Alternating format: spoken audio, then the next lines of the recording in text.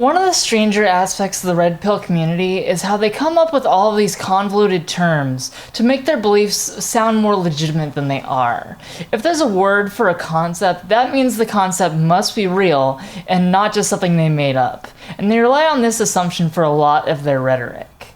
In particular, they like to construct a hierarchy around masculinity such that you should want to be one type of man and avoid alternatives. Here's an example of some according to the Red Pill Reddit's glossary. Alpha, leader, somebody who displays high value or traits that are valued by women. Alpha can refer to a man who exhibits alpha behaviors, more alpha tendencies than beta, but usually used to describe individual behaviors themselves. Beta, traits of provision, either providing resources or validation to others, women and perhaps men. Beta traits display low value to women if they are put on too strong or too early in meeting, giving without equity. Beta can be used to describe individual behaviors as well as people who have an overwhelming amount of beta properties, opposed to alpha. So what I find so fascinating about this dichotomy is how they seem to think that giving a shit about women is a bad thing. They love these words, alpha and beta, even though to outsiders it seems like complete gibberish. It's also based on outdated pseudoscience, which I'll just link Hbomberguy's video on Pickup Artists for that, since he already went into enough detail on debunking the alpha/beta dichotomy that it'd feel redundant if I discussed it too much. The shortened version is that the study through which people pull the terms alpha and beta wasn't even an accurate assessment of wolves, let alone that a study on wolves can't necessarily apply to human beings. As such, the usage of these words in red pill sense is just made up. They make up traits to associate with alpha and beta, and really what they mean is hegemonic masculinity and subordinated masculinity. Hegemonic masculinity, after all, doesn't actually exist, but men try to act it out regardless. We're all familiar with how hegemonic masculinity plays out in our lives, regardless of whether or not we're familiar with the term. Hegemonic masculinity, of course, refers to the traits and behaviors and statuses that men are pushed to hold in society that represent the top of the masculinity hierarchy. These typically involve having tight control over emotions, being sexually dominant over women, physically and intellectually dominant over other men, and having things like money and prestige. In a more general sense, hegemonic masculinity is any form of masculinity that men use to subordinate women and other men. These things are portrayed in the red pill community as alpha traits, and that's a good way of sort of adapting an idea that already exists in academic circles into a more colloquial version that can be suited to their end goals. Essentially, it takes something men were already familiar with but didn't have a name for, and then gives it a name that encourages a sort of echo chamber effect where they construct new terms rather than using existing terms, such that if you join their community, you have to use their new terms and thus are discouraged from thinking outside of anything but the community in terms of discourse. Red pill, the recognition and awareness of the way that feminism, feminists, and their white knight enablers affect society, seeing the world for what it is, seeking truth no matter how painful or inconvenient the truth may be.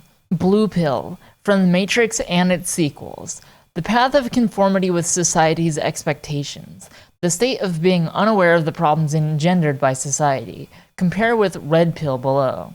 These definitions are vague, and I think that might be intentional, but it's worth noting that what they really mean is that red pill people are people who recognize a feminist conspiracy against men in the world, and blue pill people are people who haven't opened our eyes to their conspiracy garbage.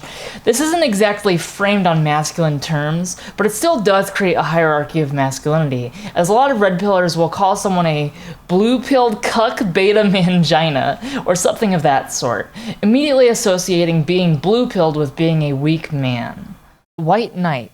1. A man who comes to the rescue of a woman or of women reflexively, emotionally driven, without thought or even looking at the situation. 2. A man in authority who enables team women in his legislative actions, judgments, or rulings reflexively, emotionally driven, without thought or even looking at what's right. Also known as mangina. Okay, first of all, team women? Is this double dare? Like, you do realize genders aren't teams, right? Like, feminism has been on board with working with men and for men for a long time now. There's really just Team Red Pill and everyone else ever. And we're largely disinterested in treating an entire gender as though it's part of some terrible game show. The phrase mangina is probably the ultimate takeaway from this whole white knight definition, because it's the perfect example of the implicit misogyny of toxic masculinity, that when men have to degrade other men, they do so by comparing men to women. It just shows how low these men think of women, as well as how inherently childish they are in their base assumption that to be feminine is somehow a bad thing. I've volunteered at a preschool before, and I didn't even see half of the immature gender dividing that red pillers engage with on the regular, and that's fucking sad. Now, back to the red pill constitution, my favorite of the bunch. 14. Low-tier men. Neither women nor society care about male weakness. As alluded to in section 6, low-tier men are invisible to women as a function of hypergamy. If you are weak, depressed, small, poor, uneducated, unconfident, or anything else that prevents you from being powerful, nobody will care about whether you live or die. This is another one of those examples where they target insecurities in their audience, because the author is basically putting forth the idea that if you aren't good enough, you simply don't matter. This is concerning because a lot of people who are likely to turn to the red pill community are people who likely suffer from depression and likely don't have a ton of money, and likely uneducated, especially given the conservative men's approach of trying to make higher education seem like a waste of time. I've met men who could potentially become red pillers, and they lack confidence and they have depression issues. And I've often tried to be there for those folks instead of being judgmental. But here, right out of the words of a red pill author, is someone saying you do not matter, which again is a Tyler Durden thing that misses the point that Tyler Durden was a character that was supposed to be condemned. By telling them they don't matter, they can reinforce the idea that this is women's fault and that they can remedy their self-confidence issues with joining the red pill community. But since the red pill community actively places itself into toxic masculinity, it's a no-win scenario for a lot of the men who join because they're faced with a situation in which perpetually the problem is women. They actively discourage self-improvement and introspection by trying to recreate the same bullshit that mainstream society feeds men, but repackaging it to sound groundbreaking and eye-opening. Once again, it's exactly like Fight Club. People only care about you when you're powerful or a woman. You have to pull yourself up by the bootstraps and become self-reliant because nobody else gives a fuck. You're given a dichotomy, sink or swim. You sink, and you end up drowning yourself in failure and self-pity. If you swim, and only if you swim, people will start taking notice. Society will always have a safety net for women, for weakness is a function of femininity rather than a bug. White knights will have to come to the rescue, the state will provide welfare, and other women are more than happy to side with her. All of this in spite of any success or remarkable accolades. A man of equal unworth is condemned, and rightfully so. Whilst women can cruise without social ostracization, men cannot. Fair it is not, but true it is all the same. I just love that opening line. People only care about you when you're powerful or a woman. I hate to break it to you, buddy, but there are a lot of women who nobody cares about and who are severely neglected by society as well. This argument that society always has a safety net for women is absurd. I mean, it's immediately demonstrably false because the TANF in the US has a lifetime limit of 5 years and they kick you off of it after 2 years straight. The TANF pressures women to find jobs or, more importantly, husbands to provide for them, and that is nothing like a safety net for women. Men also get paid better and have much lower rates of poverty than women, so this whole safety net garbage is not really based on anything. Also, just a side note, that last sentence sounds like the author is turning into Yoda. Now, one last article about hierarchies of masculinity. This one is called What is a Beta Male? Let's read. How our beta males are created. We are born, we are helpless. You do not come into this world as an alpha male or a beta male. There are several ideas about why some of us are beta males. Evolution, of course. The way a child is raised, the rise of the feminist movement, the lack of a father figure. Well, this is another one of those things where I just want to climb up a mountain and shout from the peak, citation needed! You can argue that beta males are raised or through life events or through evolution. We go into this in more detail in the Book of Alpha. Beta males usually lack an alpha mentor like a father figure or a good role model. The masculine father figure was replaced by a woman that raised her boy into a beta male. This caused boys growing into men to believe that a woman's definition of a man was right, and any other idea of a man was wrong. Others may argue that we are all descendants of beta male cavemen. When cavemen lived in a small society populated by very few people, any caveman that stood out or acted alpha became an outcast. These alpha males were looked down upon by everyone, including the opposite sex, which resulted in alpha males not reproducing. As a result, only beta males reproduced. A generation of men raised by women. I'm wondering if another woman is really the answer we need. So then what are the characteristics of a beta male? Let's look. Focused on doing what others want them to do. Too nice. Always searching for perfection. Avoids conflict and confrontation. Resentful. Require hand-holding. Passive-aggressive. Sensitive and emotional. Fake nice. Seeking approval from others. Hiding mistakes and flaws. Not seen as sexual. More comfortable around women than men. Repress their feelings, feels guilty, non-masculine, does not put himself first. What I find interesting is that a lot of these are just called being a good person. A few of them are just called being a person, and some of them are just you aren't enough of an asshole. Like being sensitive and emotional is normal and that shouldn't be discouraged, and not putting yourself first is something that we should all be doing in the first place. The worst of the bunch is probably more comfortable around women than men, because it almost sort of implies that men shouldn't have good relationships with women, that men should be afraid to socialize with and become close to women if there isn't some sort of sexual pretense or end goal. The most ironic of these traits, though, is seeking approval from others, because that is quite literally what this entire community is trying to do. They're trying to achieve the status of being an alpha male so that they'll look good in front of others within their community. By definition, this makes alpha males also beta males, which means the terms, unsurprisingly, don't mean anything. You're not alone. If you've read the traits and characteristics of a beta male and find that you fit the mold, understand that being a beta male is a choice. You can be alpha, you will be alpha if you choose to be. The journey to being an alpha male is not easy, but anyone that has gone through it and made it to the other side know how beautiful life can really be. You can live the life you want. If you need help or guidance to reclaiming your masculinity and taking control of your life, please use To Be Alpha as a resource. We are here to help. We have helped many men change their life and completely change their outlook on life. We welcome the challenge to helping you. Be alpha.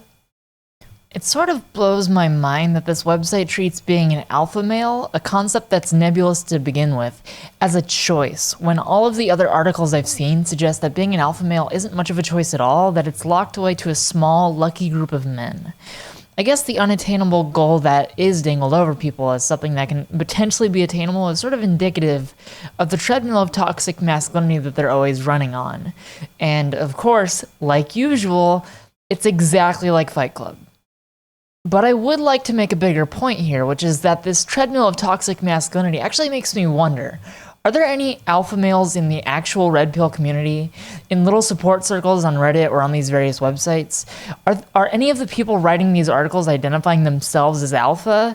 And what happens if someone becomes alpha? Do they just leave the community? If they can get laid by any woman, if they can assert all of the alpha qualities, then what purpose does being in the red pill community serve? It seems that the overarching goal is to take advantage of the system that they're in order to benefit from being alpha, but how many people then leave the community? So in that sense, the red pill community sort of shows its own failures because of their high numbers. By insisting that to be alpha is the best that one of them can be, then at the very least, a large percentage of them should be alpha if the goal is to ascend to that status. Instead, this is a group of men who apparently need to become alpha and also can't become alpha, and are stuck perpetually in a loop in which they turn to the red pill community for how to manage achieving this status, while simultaneously making no real progress. It's a snake eating its own tail, and if anything, it shows that they must not really understand masculinity very well, if they haven't really shown much of an ability to cultivate masculinity the way they would like to think they have. If I'm allowed to go off script for just a moment, I do want to say that I've known a lot of men in my life, and I've spent a lot of time talking to men and listening to them, and especially providing emotional support and listening to men while they talk about their issues. and the issues mostly relating to relationship issues, including relationships with women, but also relationship with other men, and also relationships with themselves. And what I've noticed is that whenever they start to wind down and really get to sort of the root of the issue, sometimes, and I don't want to like be insulting any of the people in my life, but sometimes masculinity presents a roadblock for understanding and really processing the issue, where, for example, when talking about women, I